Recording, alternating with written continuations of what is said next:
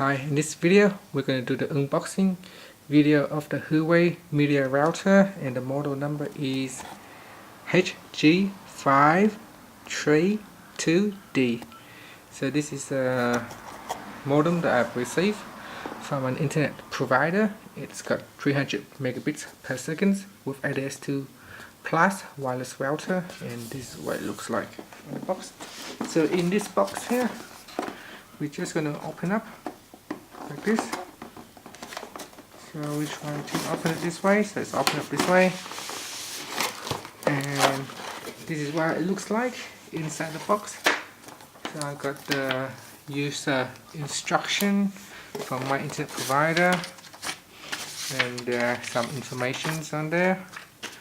Now there is a safety leaflet over here. Then this is the modem itself. It's got Huawei power, internet, ADSL, WLAN, WPS, and 4 different LAN ports. Now this is what it looks like at the back. So I'm just going to open it out of the package here, and then we'll turn on the antenna. So this is the antenna for the Wi-Fi router, so you can move it up to these directions, or you can move it so in case if you want to hang this this way, so you can point it to different directions.